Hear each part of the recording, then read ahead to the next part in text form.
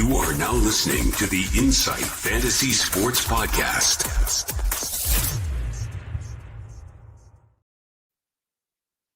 Welcome all and welcome back into the Insight NFL Podcast. Wednesday, 10th of December, week 15 is knocking on the door. I can hear it right now. But Mav, we've got our massive trade talk show for SuperCoach. In this show, we'll be running through the unlimited winner of the week so far, and the total point score was over 600, so a cracking week, and it was only good for 60th best on the week as well. So there were some monster scores in week 14 on SuperCoach.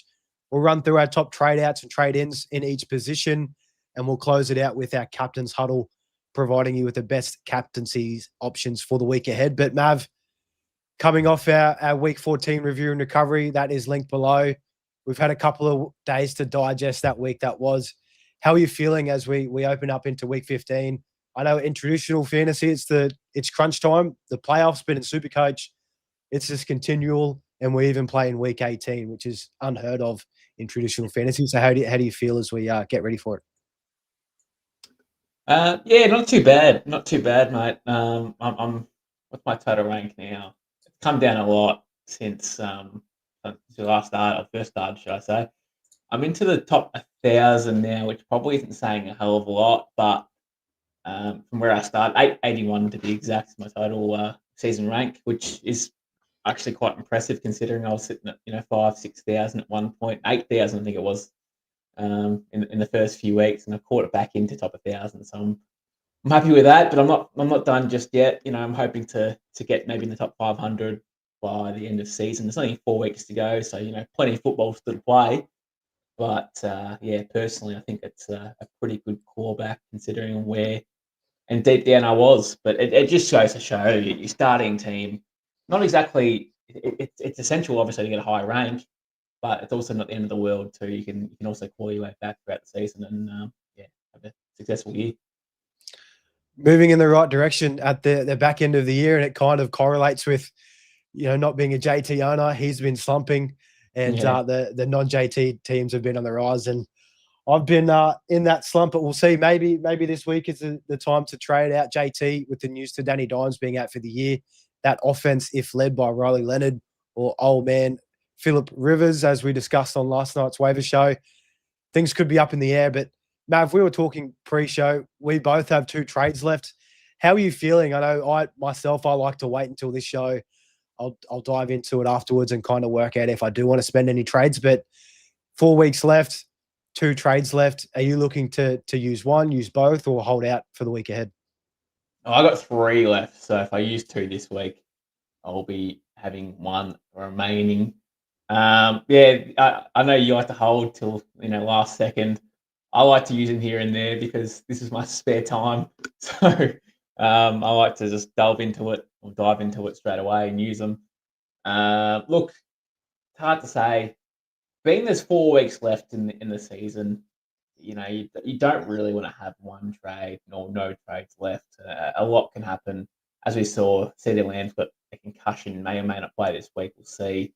There's just so much that going to happen in this game, and if you lose a couple of soldiers, and you're forced to make a trade already. So knowing there's 4 weeks left, I feel as though it'd be a bad decision to have 0 or 1 trade left. I think you've got to have a couple left in your bank just injury trades, I suppose.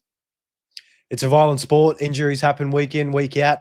For myself, I'll be waiting to hear on that CD news in particular, because if he does miss this week, then that changes everything.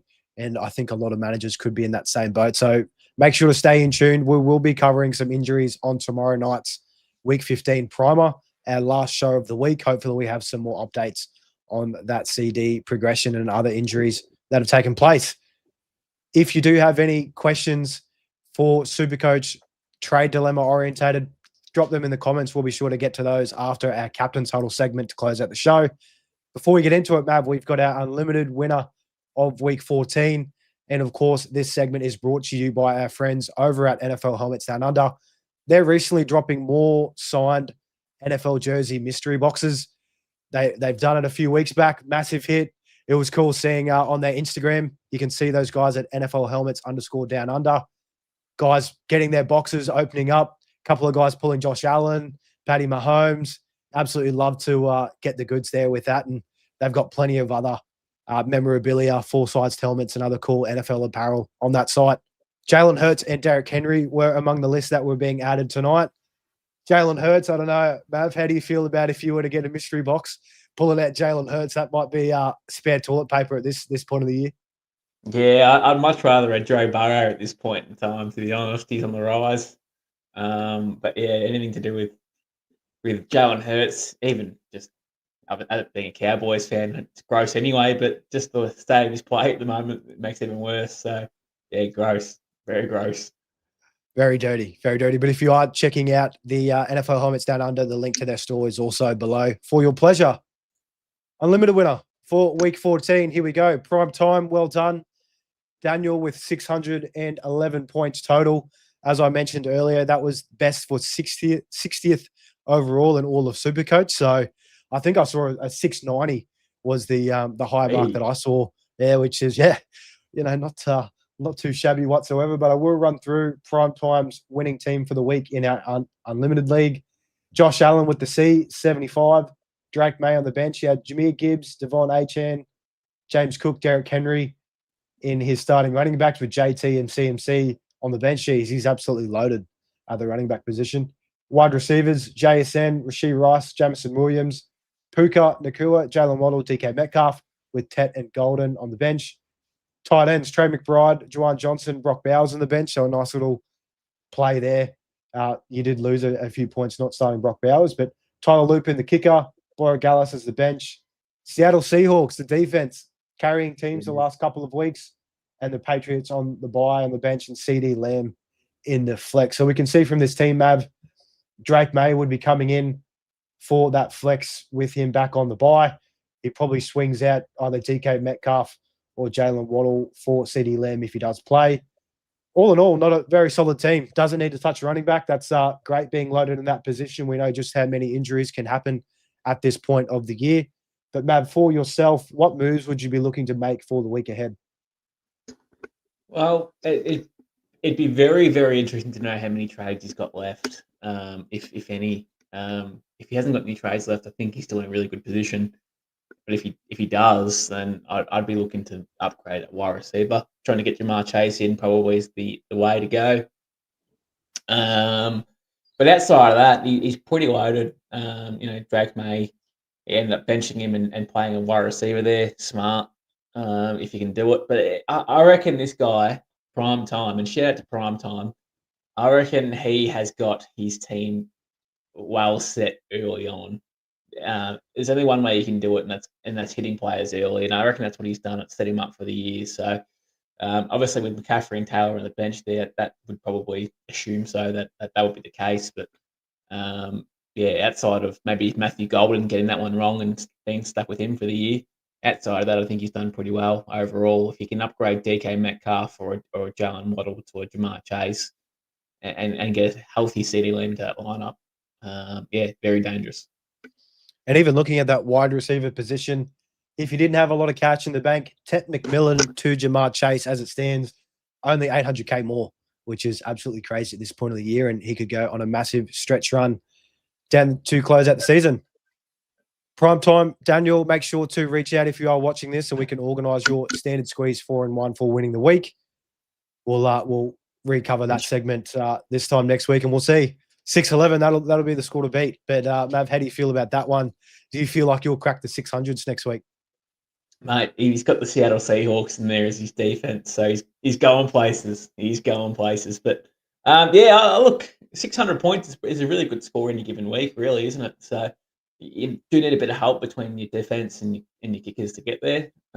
You do. But all in all, I think now that everyone's got full team of premiums in there, I think 600 plus is very much achievable for anyone. If you've got a few mid-price players in there, you might struggle a little bit. But generally speaking, if you're still sticking around for SuperCoach this time of the year, I'd imagine you'd have nearly a full team, or if not a full team of premium players. You'd love to see it. Well done again, Prime Time. Trade talk time, Mav, for the week ahead. We did have 4 teams on bye last week. Now, of course, all the buys are behind us for the NFL season. A massive amount of games to get through. tomorrow night's primer as we do a game-by-game breakdown. But kicking off with the trade-outs, the quarterback position, a couple of easy ones at the gate. Daniel Jones, he is just under 4% owned. He has to go. He's at 18 million there, out for the year with that torn Achilles. You absolutely hate to see it. Hoping for a speedy recovery for next year with the Colts. I think Jaden Daniels, maybe you can also throw him in to get rid of. He re-injured that elbow. Even still, if he does play the remainder of the year, how confident do you feel on that Commanders offense? They've been woeful. Their defense has been woeful. Just really makes no sense to bring in Jaden Daniels and risk him any further after already coming back from that elbow injury once already. And Justin Herbert, Mav, I will throw him in before throwing to you. Just under 18 million. He's at a 39 break even. He's got Kansas City, Dallas, Houston, then Denver. So 3 out of those 4 very tough matchups for the quarterback position. And he is also dealing with that left hand injury that definitely made an impact for that game against the Eagles yesterday. How do you feel about these 3? Of course, Daniel Jones is a clear out, but do you have any pushback when it comes to Jaden Daniels or Herbert's as trade outs for the quarterback position this week? Nah, definitely not. Definitely not. I think Herbert, he's got those tough matchups. So two of those defenses in Houston and Denver, super, super challenging. So you can't play him in those weeks. And then you've got Kansas next week, pretty good defense. And then Cowboys will be a great matchup. But he's got to go. And Jaden Daniels, there's really no purpose or even there's really no upside in keeping him at this point in time. So he definitely has to go. I don't think we'll see him again for the rest of the year, and rightfully so now that they've been officially eliminated from the playoffs. But he will be done for the year, I'd say. And Mav, another name to throw out that we did touch on earlier, Jalen Hurts. I think he can go as well. I saw a couple of comments that some people captained Jalen Hurts this week. Even just having him in your lineup, he gave you a big 8 points. Rolling with the captain on him, that would have definitely nuked your total score for the week. He looks woeful. He had 5 total turnovers in that game against the Chargers. Their offense as a whole is really struggling. There has to be internal problems that are keeping it up. Surely they just look to run the ball the rest of the year. That's kind of all played out. They've got the stats there with when Jalen Hurts passes X amount of times, they are terrible. But if they can just give the ball off to Saquon and give that production on the ground, are in a much better position to win. So Jalen Hurts, how are you feeling about for him as a trade out this week? Yeah, I definitely agree. If you do hold him or still have him, I think he has to go. I don't have him in the top 3, top 4 QBs for the remainder of the year. So at this point in time, or even top 5, you can almost just put it out that. He does have some pretty good matchups. I think he's got Washington twice, Vegas, and then somebody else. I can't remember the top of my head who they've got.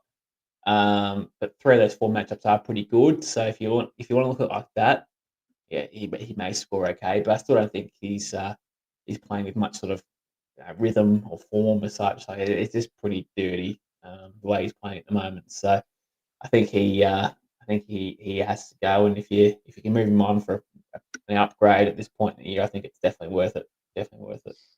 And at just under 22 million, you could downgrade to one of our options that we'll bring up later on. Save about 5 million, and a guy that we project to score more than Hurts for the rest of the year. Caleb Williams is another name that I'll throw out quickly, just under 20 million. Does have Cleveland this week. That team for the Bears, super run heavy. No Roma Dunze for this week and probably the next couple of weeks with that stress fracture in his foot. So he can go too while he still has plenty of value there. Running backs, Mav, the elephants in the room, kicking it off with Jonathan Taylor. He lost 3.8 million last week. He has been on the decline. And now with Daniel Jones out, very, very cautious about this offense moving forward. I know I'm a JT owner myself. If I had more than 2 trades, it would be a very, very easy question for me to get rid of him this week. But do you kind of lean on the side? Do you think they lean on the run a bit more? But in turn, does the defenses that they're facing just stack the box up and just really limit JT and plan their game around stopping him fully? Because Riley Leonard, Phillip Rivers, they're not going to be able to offer too much through the air. Well, mate, I am now also a JT owner, and he's doing the reverse of what he was doing to me on the other side. I didn't have him, I faded him out, and he was destroying me because I didn't have him. And now he's going to do the opposite. I now own him. He's going to destroy me for owning him. So JT, we don't get along at the moment, but look, I'm going to keep him. I have to. I have no choice. But even if you do have a choice, I think you still should. I still think you'll see 20 plus touches in a game. Still behind an elite offensive line too. So the workload's going to be there. It's going to have to be there. And I think it's going to be. He's going to have probably some 2 to 3 to 4 yard carries as well along the way. But the workload's going to be there, and I think he's good enough to still churn out a decent score. He might even have a few dump offs to go with it as well. He's not really known to be a dump off king, but especially with a QB that can't really do much in either Leonard or Rivers, they're going to have to short passes is going to be the key. So I see a lot of heavy workload out of Jonathan Taylor, and that in itself will keep me holding him. And with a full week of prep with Danny Dimes going down, you'd think they're going to game plan to really focus on JT moving forward with the lack of QB situation there.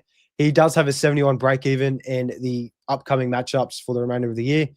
Seahawks this week, San Fran, Jacksonville, and Houston. So a couple of tough games, but that San Fran game, he could go for a very large score. There's nothing there of like real concern for me. So, I mean, Jacksonville's been pretty good against the run, but they don't worry me. So I think I take that. So look, there is better options, obviously, but I think I'm not too worried about Jonathan Taylor just yet.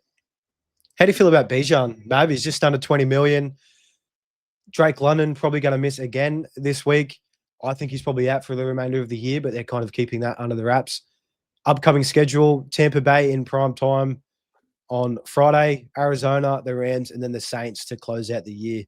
Just under 20 million, same position. Are you kind of looking at holding Bijan, or is it time to move on heading into week 15? Well, I mean, look, you look at it last week, he scored, what was it, 16 points or whatever it was against a really, really good defense in Seattle. So, take that for the matchup base. That's probably a bad matchup. But the week before that, similar situation. They had Kirk Cousins there against the Jets.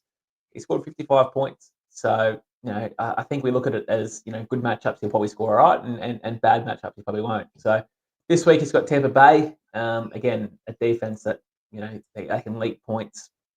They don't really stop anyone. So I can see Bijan scoring, 25 to 30 plus in that game easily. We'll probably want more about the 35 to 40 mark out of him, but I can see a really, really safe floor there with a really high ceiling. So, he scored 55 twice in the last 4 weeks. So I'm not too worried about that. But look, if you want to move anyone on out of your, big 4, big 5, big 6 running backs, he would probably be the guy to move on. I think he's at the 5th, 6th mark at the moment for me. I think he lacks a bit of consistency in his game, or his scores anyway. So if you've got any concern about Bijan and you want to move him on to a CMC or a Gibbs as such, I can get around that. But look, all in all, I think he'll score pretty well this week. How about these three, Mav? We've got a few guys to move out this week. Ashton Genty, he's at 13.6 million. Geno Smith is down. So again, up in the air with who's going to be starting under center. Hopefully it's not Kenny Pickett. He will probably be their worst option there. Breece Hall at 14 million. Tyrod Taylor, another quarterback going down. And they played Brady Cook, the rookie from Missouri. Looked woeful. Breece Hall barely got any touches. Surprising he didn't get any receptions when they threw Brady Cook in. But again, first kind of time in with the starters. He probably didn't really get too many reps throughout the season up to this point. And Kamani Vidal is another highly owned player. He's at 11.5 million. And with Amarian Hampton coming back, they did split touches this week. But we expect as the year progresses in the next week or two, Hampton will start to take over in that one. So how do you feel about these three guys as well? Yeah, they all have to go. All of them have to go. And they're all very, very high on my panic meter as well, might I add too. I mean, Vidal probably less than the other two. Genty's at a good 8.5 out of 10 at the moment, and Breece Hall's not far behind. I think he's about an 8, 7.5. So, especially with the offensive line at the Raiders, Genty's getting tackled for even touches the ball, or as he touches the ball off the snap. Like it's it's gross. He can't really do much with that offensive line. So especially with a QB that can't sort of move it around either. So hopefully O'Connell comes in. Maybe that might improve things. Who knows? He was okay last year. Maybe that might help him out a little bit, but it's really something I can't trust. And he's, maybe a good game a month at this point in time with Genty. So, which is really sad to see because I was really excited for him. And look, he's done his purpose for SuperCoach. He's for the first 7, 8, 9 weeks of the year, he made us money, and you had to get off him at that time. If you still held him, and he's on your bench, okay, cool. He's there for security, just injury security. If anyone goes down, cool. But outside of that, if he's starting, it's time to get rid of him. Same with Brees Hall and Vidal. You'd imagine good starting him would just be there on your bench. But you don't have to trade Vidal. If he's sitting on your bench, he's just there. If you've got not many trades, you can probably just hold him there as your RB 6 or 5, depending on where he sits. But it's if you're still holding Genty and your starters, definitely has to be traded. A lot of the weight is put onto with the amount of trades you have left at this point of the year. I mentioned you got 3, I've got 2. We just wouldn't even think about wasting a trade on moving these guys out. It's just no point at this time of the year.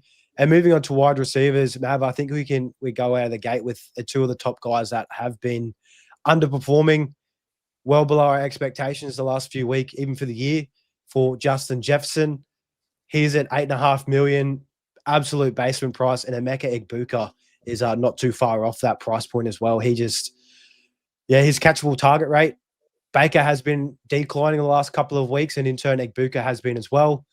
Perhaps with Mike Evans coming back this week, it might open things up a little bit for Egbuka, but same thing with these 2, Mav, is just their price point way too low to even bother wasting trades at this point. Is it just better to hold these guys into your wide receiver 7 and 8 spots on the bench just in case you lose a player? Yeah, well, Jefferson at the moment is my wide receiver 6. I mean, I could sub him out for McMillan, which is probably a better option at this point in time. But yeah, if you do hold Jefferson, his price is really low. So unless you got money in the bank or trades that you can sort of make, maybe $8 million,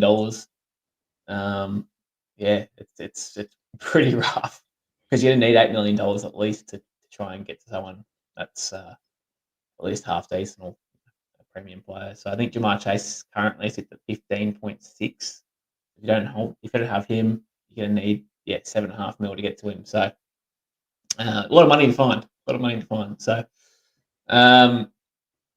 it is what it is. It is what it is, really. I mean, he's unfortunately for him, he's been horrible. So not his fault. He's just demanding work and not getting it. So not his fault. But I can see a world where you can trade him out if you need to. Same with Buka. You should have traded him out weeks and weeks ago. But, when he had that injury, that was the time to trade him out. So if you still held him and starting him, you'd be feeling pretty average about it. But if he's on your bench, then okay, cool, that's fine. Couple of other guys dealing with some injuries. Roma Dunze, mentioned earlier, he's dealing with that stress fracture in his foot. He's at 10 million, so it gives you a little bit more wiggle room to play with if you do want to trade him out. He could be out for the remainder of the year. They might be saving him for the playoffs at this point for that NFL playoff run. Michael Pittman Jr., not feeling too great about him whatsoever with Riley Leonard or Phillip Rivers. He's at just under 11 million. Definitely can make some moves with that. And T. Higgins at 16.6. I think he could be out for the rest of the year, Mav. Those back-to-back concussions does not bode well. We saw what happened to Chris Olave last year. When that happened, he was out for 6 weeks at the back end of the year and he was done. So how do you feel about T. Higgins? Is there any optimism that he comes back, or do you think he's probably done for the remainder of the year, especially given the Bengals being 4-9 at this point? Yeah, their season's probably done. So he'll definitely miss this week, obviously. And then they'll probably just have a look to see how far away they're back. If they win or lose this week, who knows? But if they win this week, there might be a glimmer of hope, maybe. They do play the Ravens, so they do need the Ravens to lose. So good way to do it's actually beating them. So that's fine. But if they lose, and they'll be eliminated from the contention anyway, and you'd probably imagine that T Higgins will be shut down for the year. Back-to-back concussions is never a good thing, especially in NFL.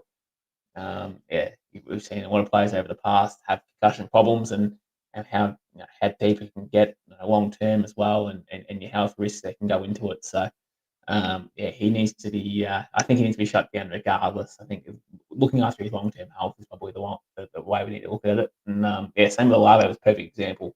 So just shut him down for the year, bring him back next year, and then they can have a good tilt at it when Burrow's actually healthy, and they can maybe upgrade their defense.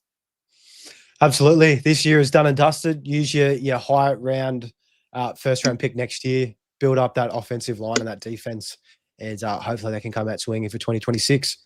Tight ends, Mav.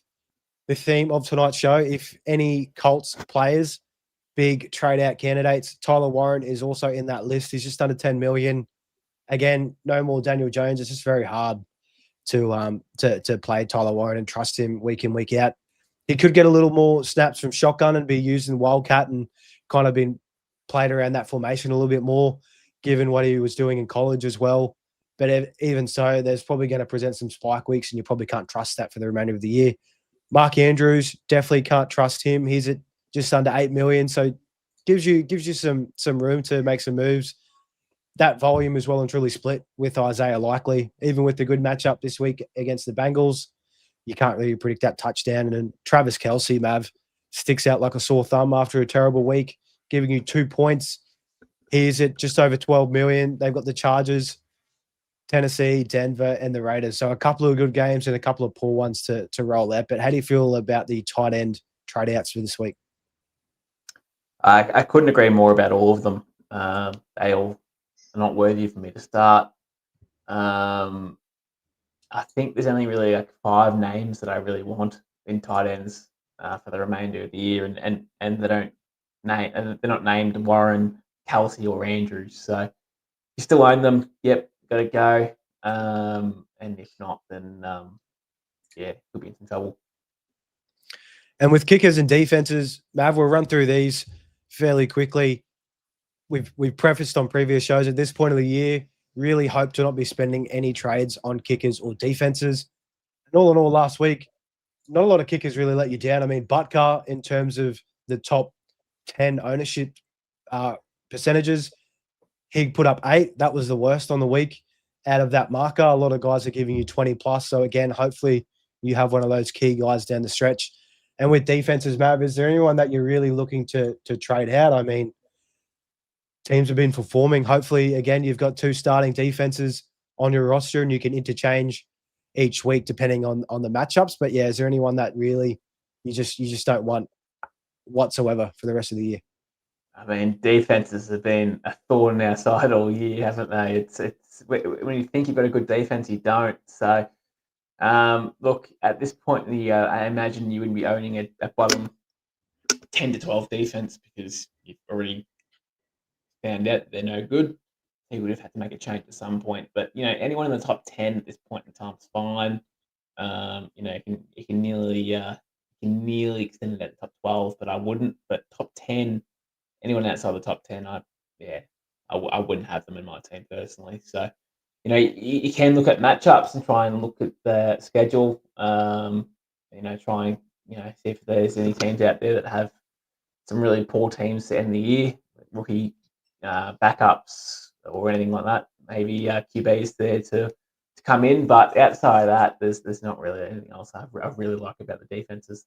I mean, Green Bay currently sit at they're sitting at 21st at the moment in terms of average points per game, and that's meant to be really, really good defense, and they are actually really good defense, but they just don't actually do anything in terms of sacking they don't get points for sacks or interceptions. They just lock teams down. So they've probably had about 3 or 4 games this year that are actually worth your while, but outside of that, they've been pretty poor.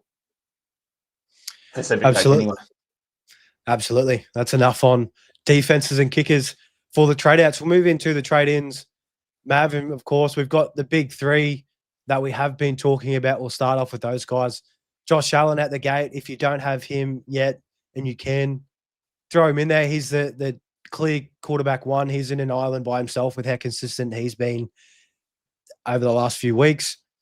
His remaining schedule, they've got the Patriots this week and an absolute must-win for that AFC. There's still a chance to clinch their division if they can beat New England, and if New England can drop a game or 2, close it out. They do have Cleveland again, so a little bit tougher, but then Philly, which could be a shootout potentially, and then the Jets to close out the year. So all in all, not a bad remaining schedule. Patty Mahomes, one of the other members of the Big Three, he's down 280K this week after a poor performance against the Texans. Again, that matchup has not been pleasant to anyone in terms of traditional fantasy. They have not given up a top 12 quarterback performance at all this year. That trend continues. Mahomes throwing for 3 interceptions. The only way is up from him after that week. They do have the Chargers, Tennessee, Denver, and then the Raiders. So Chargers and Denver are going to be a bit tougher, but the other guys should be walkthroughs. Lamar Jackson, Mav, have to bring him up. We were hammering him last week as a trade-in or down to you if you did have one of the other guys to add a 5 or so million in the bank, and he was in a plus matchup.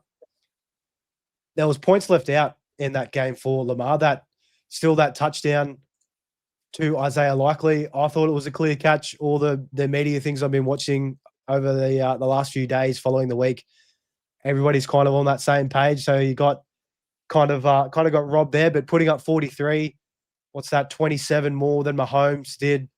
He's got Cincinnati this week. They've got New England, Green Bay, and then Pittsburgh to close it out. So how are you feeling about these big three, and is there a clear trade-in if you didn't have any of them so far? Yeah, I mean, I actually don't mind all those matchups that the big three have actually got. I mean, the Mahomes-Denver one's probably the one that strikes me the most. Obviously, that's a big concern. But outside of that, I'm not too worried about Lamar's schedule. I mean, Green Bay, Pittsburgh maybe, but they should score points against them anyway. Josh Allen maybe against the Browns might be a bit tough, but again, he's good enough to find his way through the air. He'll make it work. He'll scramble and make it work. So all those big three matchups they have great matchups. So if you're feeling a bit potty though, you got Dak, you got Joe Burrow, you got Drake and May as our 3 options there, right? So that's probably where, like, if you don't like matchups there for the big three, or you're scared about Lamar not actually producing, or you're scared about Mahomes, he might not be it, or you're scared about Josh Allen not being 100% and up and down or whatever it is, and then Joe Burrow has been on fire since the returning, and I think that's only going to be go up from there. I don't think he get shut down. He said in his return that he didn't have to come back, but he wants to play. He gets paid too much money to sit down and not play, so he's just keen to play and loves playing. So I think he'll play for the remainder of the year, despite them being out of contention or not. Same with Dak. I think he'll just keep on playing at a high level, and they've got some really good matchups for the remainder of the year. And Drake May, he's probably the only one that you can be concerned about because they are playing for that number 1 seed. I think they still are, or maybe a game off. So if they do secure it over the next couple of weeks, he may not play week 18 and may rest. So he's probably the only one out of those 6 QBs actually that I'm actually worried about and maybe resting and not playing week 18. Great point about week 18. We have seen that plenty of times in the past. I know Mahomes last year didn't play week 18 due to that. Drake May is the lowest price of the potty options at just under 21 million. But if you do want to save some cash and do trade down, didn't want to suggest Lamar again, but just at 16.26 million, it's just so cheap. Mahomes to Lamar, that's another 6 million in the bank. You're only using 1 trade up as well, so you can use that cash in other areas for the rest of the year. Running backs, Mav, we can jump straight into here. I think the clear option, I know Jahmyr Gibbs is at the highest of the high price at 29 million, but I think CMC is my locked-in running back 1 for the remainder of the year. Schedule is way too good.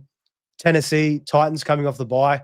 He could score 3 touchdowns in this game. I think I'll probably run with him as my captaincy option if the VC doesn't come out. The Colts, those guys without that quarterback position, they're going to be playing from behind in a lot of scenarios, you'd think. So CMC will just keep rolling. Chicago, very susceptible against the run. And then Seattle, that divisional matchup, that'll be probably the hardest one that he has for the remainder of the year. But he's using the receiving game, gets touchdowns for fun. And then outside of CMC and Jahmyr Gibbs, we've got Devon Achane if he does play this week, one to monitor with that rib injury. But he's just been super solid the last few weeks. Provides you a very, very high floor, averaging 35 points consistently. And then, of course, that ceiling if he does have a big spike game, which would very well be possible up against Pittsburgh, Cincinnati, Tampa Bay, and then the Patriots to close things out. So out of these top three, Mav, these are probably the guys we feel the most comfortable about for the remainder of the year, you think? Yeah, I mean, I've got Gibbs first for me, just because he can do everything. That's not really saying much about CMC. The CMC can do exactly the same thing. I mean, CMC is capable of 6, 7 catches and 2 touchdowns with 15 plus carries and a couple of touchdowns. Like he's that good. But Jahmyr Gibbs is like he's coming to his prime now. He's young. He's got breakaway speed, and that breakaway speed's amazing when he gets going. So, I don't think Amon-Ra's 100%. I don't think that Jamison Williams he's the exact go-to at the moment. And they got no tight ends, so the workload on Jahmyr Gibbs is insane. At least CMC's got some players back now from injury. Like George Kittle's up and about now. Juwan Jennings looks like he's up and about now. Pearsall is getting there. He's got a lot of work to do, but he's healthy and back. So you at least got some mouths to feed at San Fran. But I think Gibbs, is my number one. It's very close to 1 and 2 though. I can't split them. And then I still think I have JT at 3, Matt, over A-Chain. I still think the workload's there for him. I know the workload's there for A-Chain, but I think it's rough not to put Jonathan Taylor in that category. Still, based on his year, he's been down all year and he keeps on performing. So I'm just going to have him in that top 3 just in case. It could change at end of next week, but for now, just out of respect for him, I think he has to be top 3. It's based on the season that he's had. So. He's still leading the top average for running backs with 44.2. Gibbs, Taylor, CMC, they're all within a couple of points in terms of average, and then there's a massive drop-off from those guys there. But Mavs, little potty options, who do you like as your favorite for this week? There's plenty of their new guys emerging. Prices are very friendly in that 15 to 17 million mark. So who do you love to bring in if you had the choice? Yeah, I mean, Josh Jacobs has always been one that I've always loved. He's sitting at RB7 currently in this format, averaging 31 points per game.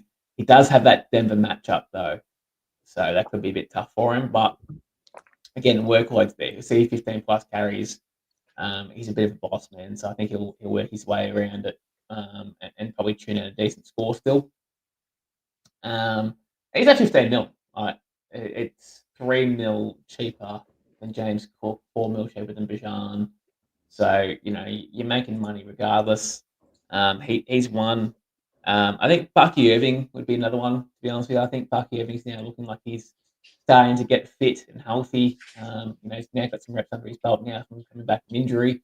That's $17 million, but, he's run home Atlanta, Carolina twice, and then got Miami. So those Carolina matchups might be a little difficult against the run, but if Bucky's ability, I'm sure he'll make it work. And then I don't know, you can put in Chase Brown or Travis Etienne, I suppose, if you wanted to, depending on who you like. But I think Josh Jacobs and Bucky, if you wanted to get a bit potty. Josh Jacobs at the lowest price there at 15.1 million. It is a tough matchup with Denver, absolutely right. But at the goal line, they just give it to Josh Jacobs, and he's the same thing with Achane.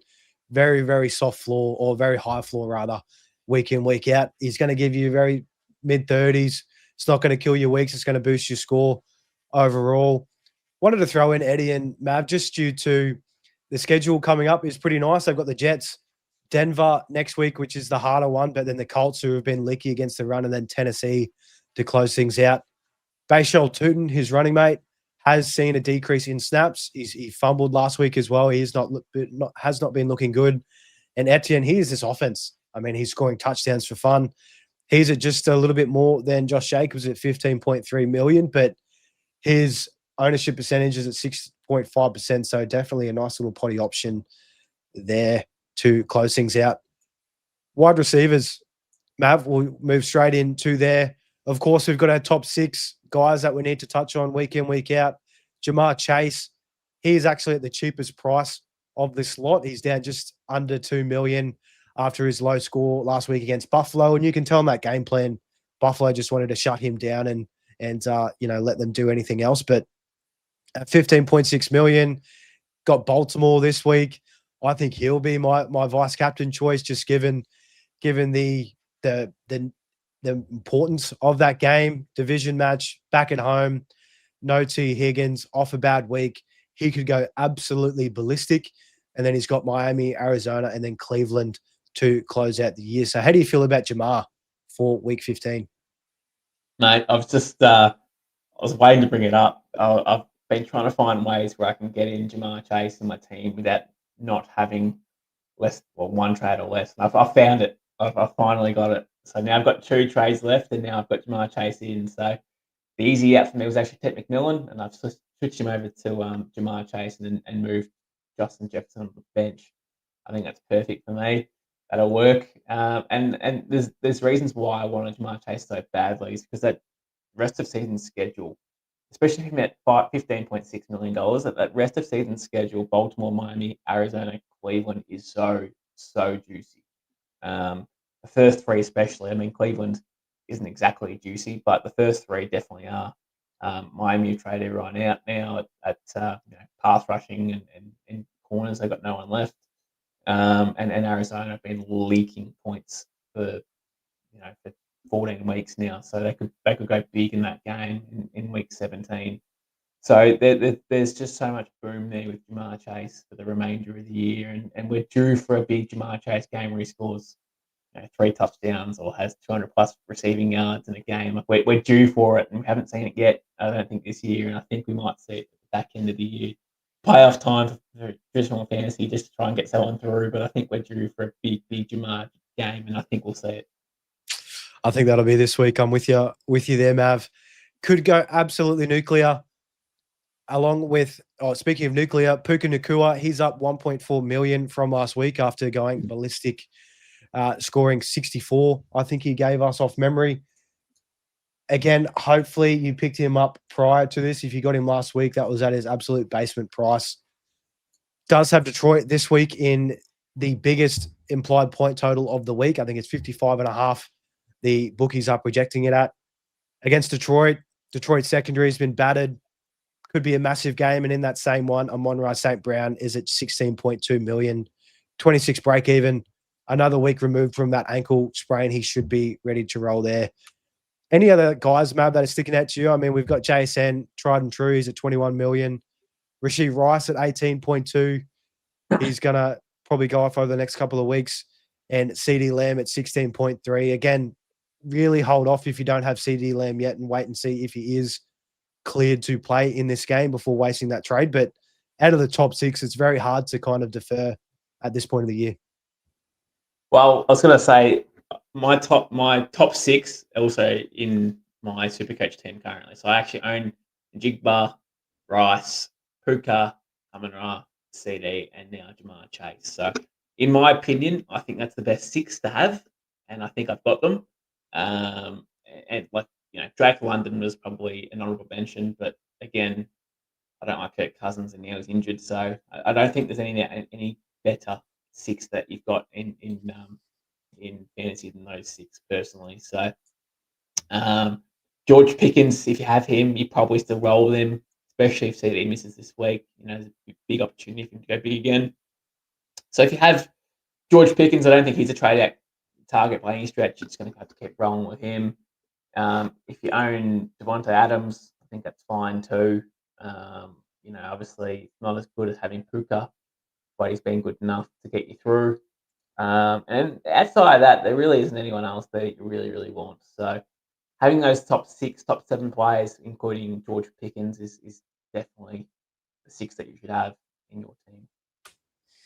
Yeah, I'm there with you, Mav. If you do already have Jamar Chase and you do have a lower, not as much cash in the bank, and if you are moving from Tet, I'd be happy moving from Tet to Nico Collins. He does play indoor for the remainder of the games this year. We know this point of the season over in the States, it's windy, it's snowing, it's raining, it's cold.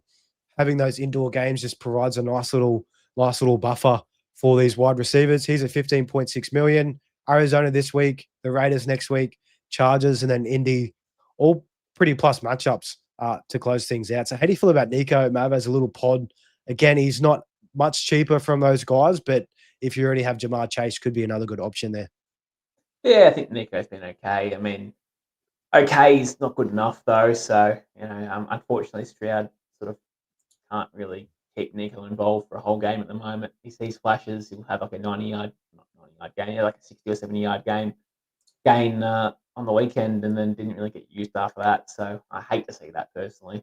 I'm going to mention another name here to you. Who's been red hot for the last 4 or 5 weeks, and if you own him, there's 702 guys that do own him.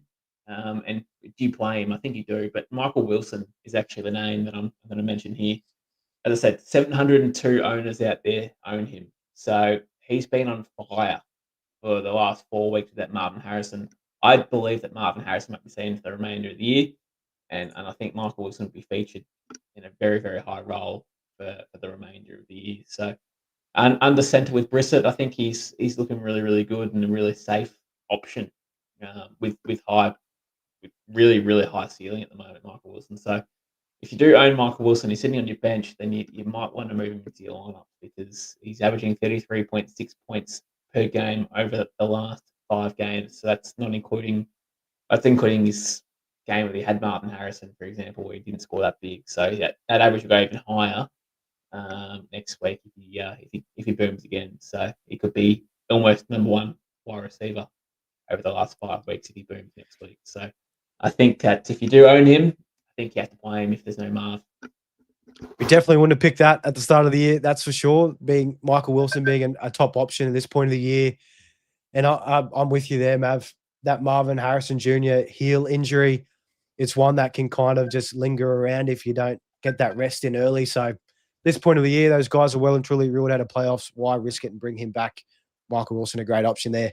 Does have the Texans this week, which might be a little tougher, but then Atlanta, Cincinnati, and the Rams, who he just put 60 points on, is going to be some good options down the stretch.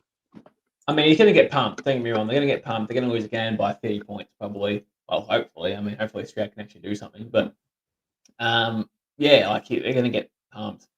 But I can see where he has, 6, 7, 8 catches for 100 plus. And they win the game by at least 3 touchdowns at least. So, yeah. Tight ends. Mav, we'll kick it off. Trey McBride, he is down 1.2 million after last week's poor performance.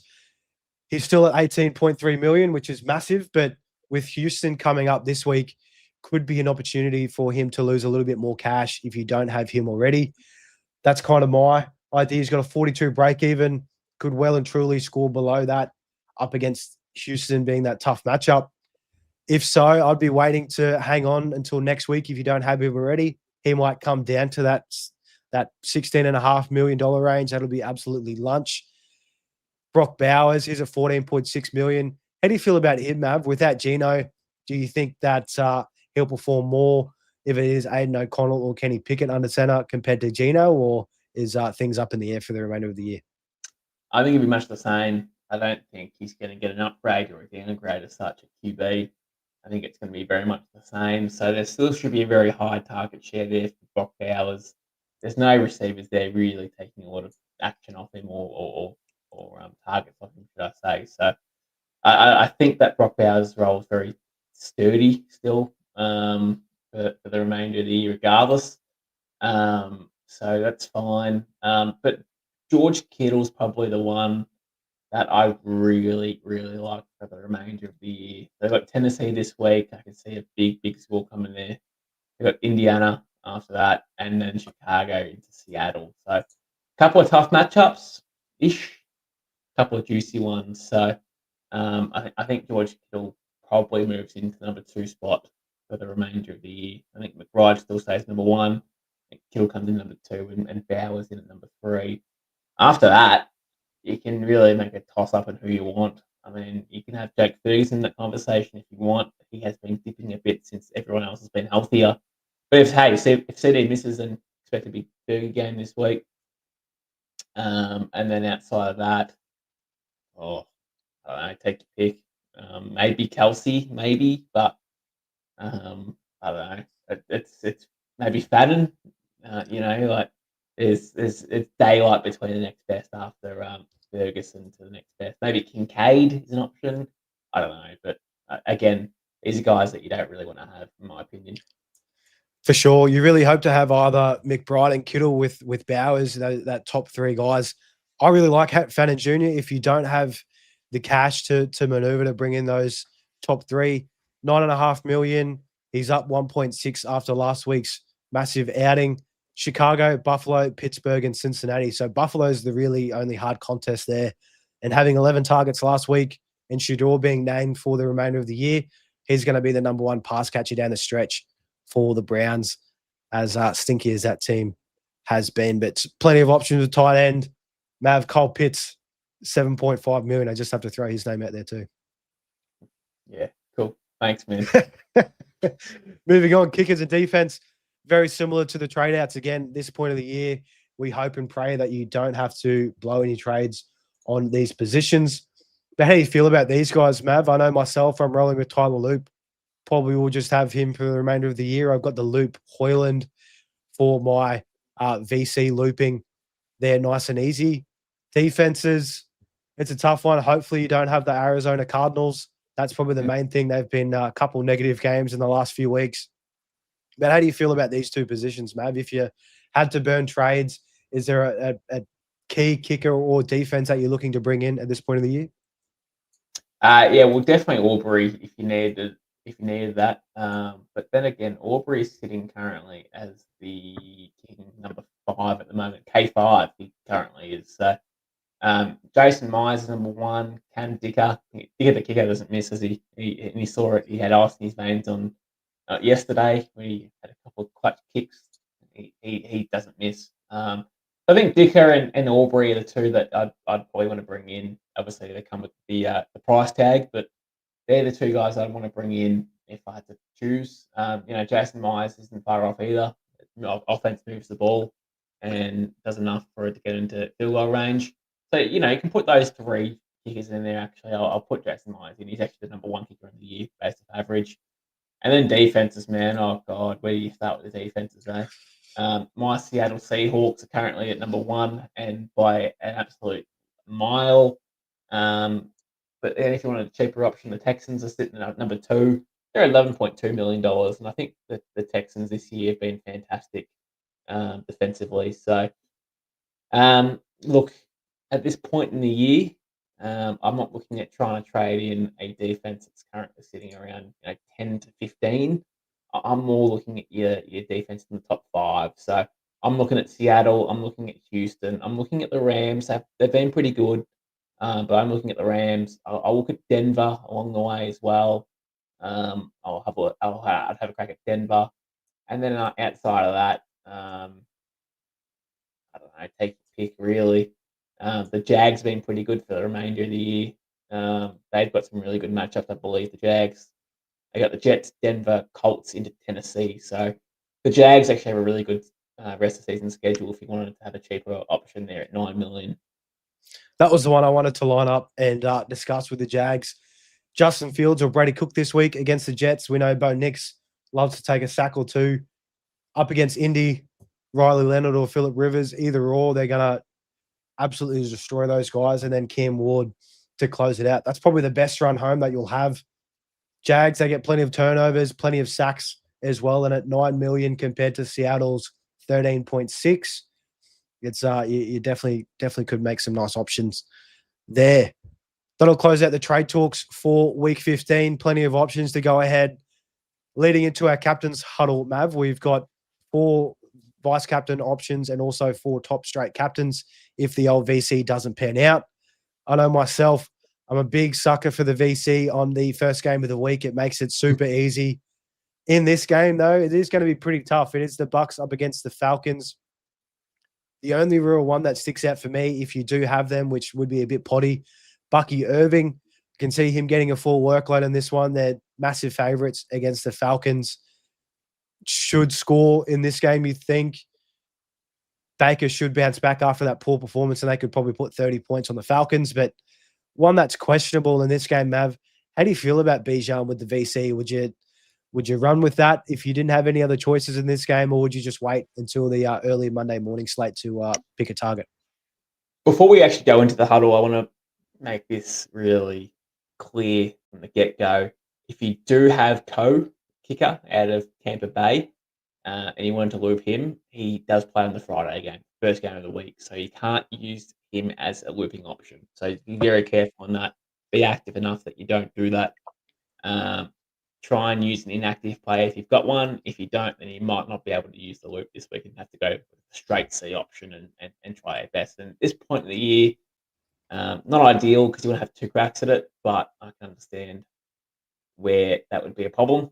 And if you have to use someone else, keep in mind if you have to use someone on your bench like a running back or a wide receiver, you will have the lowest option coming off your bench as your scoring option. So that makes it a little bit worse and a little bit harder. So just be very careful on how you use it. It might not be beneficial for you to do that. So you might lose points in the end by doing that. But Bucky Irving on Friday, I mean, I know you said you're a big sucker for the first game of the week. I'm not. I like to play the matchup. So despite Bucky having not a bad up matchup, first up, I'm staying away from that if you do have him. I don't think I'd waste it on Bucky at the start of the week. I'd more looking to try and use that on a Jamar Chase first game of the week at 5 a.m. start against the Bengals. I think is a smash play. It screams points to me. That's what I'll be running with, Jamar Chase. Luckily, I don't have Bucky, and I can't put myself together putting it on Bijan. I think that'll just be a waste. But Jamar Chase stands out as the clear top vice captain option this week, I think. Also in that game, if you do want to roll the dice with Lamar, again, it is a bit risky, but the upside is well and truly there for the matchup. Still in that early Monday morning slate, we do also have Josh Allen or Drake May in their battle of that AFC division that they're in. Again, it will be a bit of a tough game. Both defenses looking to cause some havoc in this one, but in that outside of that early Monday morning slate, there really isn't any other options. How do you feel about Lamar compared to Josh Allen and Drake May? Mav, is there a way that you'd lean if you had to pick out of those guys? I mean, there is. Keep in mind they did play 2 weeks ago, and Lamar wasn't that good, despite his wide receivers and tight ends letting him down along the way. But he wasn't that good. So that Thanksgiving game, I think it was, top of my head. So we have seen it, didn't work. But if you want to do it again, this time it's on the road. So take that for what it is. I think Jamar Chase would be a better option personally. The vice captain's spot over Lamar personally. That'd be an awesome game, that Josh Allen versus Patriots game. Actually, I mean, I think Josh Allen gets up for those big games as well. So I think having the vice captain on Josh Allen would be also a really good option. Maybe it's Josh Allen over Jamar. I don't know, but I can see a world where Josh Allen goes nuclear. But we had that last week, so it's very hard to have 2 back-to-back nuclear games. But if anyone can do it, Josh Allen can.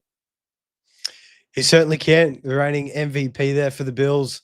Moving on to the straight captaincy options, Mav. I mean, there's a couple clear ones that stick out to me. I think CMC against the Titans in that later Monday morning slate here in Australia sticks out like a sore thumb. They're going to be massive favourites against the Titans at home, coming off the bye. It's probably going to be the healthiest that he's ever going to be this point of the year, having that extra bit of rest. So he could go absolutely nuts in that game. That's probably where I'll go if the old VC doesn't work out. Outside of him, though, who else do you like as a straight captaincy option that plays later on in the week?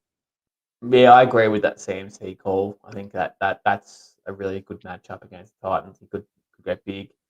We got Gibbs in that same time frame, 8:25. He comes against the Rams. The Rams are pretty good defensively, but again, the Gibbs is pretty much unstoppable. So he's matchup proof. So I don't really mind and who Gibbs plays, generally speaking. So if you want to put him as your captain, that's fine. We have Puku against Detroit in that same game as well. I can see him having a massive game against that weak secondary at Detroit. I really like that matchup as well. And then you got the CD, I suppose, the captaincy option as well, and the Sunday night football game against the Vikings. I think the Vikings are pretty good defensively, but depends how good McCarthy looks in that game. If he struggles, then the defense can get a lot on the feet. But again, see if he actually plays first. So I'm going to mention as well, Jackson Smith and Jigba has got the Colts and at 8.25 game as well as a straight captaincy option too. I suspect the defense will be out a lot as well, and so will the offense. So plenty of opportunity there for Jackson to get going and just go nuclear. I can see a big game there coming from him. All in all, plenty of options for this week. And of course, with all the games playing, no teams on bye. Hopefully you guys can hit on the right call. Jamar Chase for me, probably rolling into CMC at that point. But we just know that if you nail your captains week in, week out, I mean, Jahmyr Gibbs scoring 99 the other week, that just flips so many teams from the higher end to the lower end of total point score. We will get into, we do have a comment here in the live chat that we will get to as well. Of course, if you are watching on YouTube, smack that like and smack that subscribe button, ring that bell. You'll be notified when we drop new videos week in, week out. And before we go live, still doing that 4 times a week to close out the year. We absolutely love your support and the comments as well. But if you do have any other questions before the week that we do miss here in the live stream, pop them on the YouTube comment section and we'll be sure to get to them before Friday's game kicks off. But Mav, I'll leave this one to you. From AFL opening round sucks. Couldn't agree more. AFL is not the sport, but anyhow, we'll move on. Henderson and Vidal, RB 5 and 6. Who should I trade for cash and to which cheap rookie loop? So Henderson is at 16.4 million, so you've got plenty of options there. And Vidal is 5 mil cheaper, Mav. So who would you be looking to move out of these two? And who would be a nice cheap option to bring in down the stretch? So what I assume he means by that is obviously Henderson has to go if he wants to make maximum dollars. As you said, he's $5 million more expensive. So you're going to make money there. And which cheap rookie loop is actually a tough question. Because I assume you want someone at basement level. So, the $3.6, $3.7 million mark. And it's very tough because if they get a point, they see one carry in a game, you have to find a guy who's inactive for every single game. And I'm going to have a look now for you to see if I can find that. I'm just going to quickly have a quick squeeze now. Who is on 0 points? There is actually quite plenty. So you can almost go with Joe Mixon. Oh, no, he's 18 mil, sorry. So you could almost go with Naheem Hines is actually not a bad one there at 3.7. He won't see any carries for the remainder of the year. I'm just trying to find someone who is absolutely zero chance in just getting anyone. There's quite a few names there. Just go through them. There's about, I don't know, 50 or 60 names there, give or take, that have not scored a point for the year. Try and have a look at the schedule. Hopefully they don't play a Friday game. Frank Gore Jr. Is another one there that will not see another snap for the remainder of the year. Just try and find the schedule, see if they don't play a game on the Friday, or if just so you can use them as a looping option. So it's going to be hard, but that's what that's what the schedule's there for. Just try and see if you can pick it apart. Yeah, definitely. And if you do want to start one of these guys in case of emergency, you certainly want to be playing Henderson for the remainder of the year compared to Kamani Vidal with Marion Hampton back under centre. But that will wrap things up here for our Trade Talk show this evening. Of course, if you are looking for any NFL memorabilia, full-size helmets, check out NFL Helmets _down under on Instagram, or their website is linked below. We'll be back tomorrow night with our final show of the week, our Week 15 primer, our starts of the week as well, with a game-by-game breakdown for all your start-sit questions that you might have for the first week of playoffs. So thanks heaps for tuning in to the Insight NFL podcast. We'll see you guys tomorrow night. See you.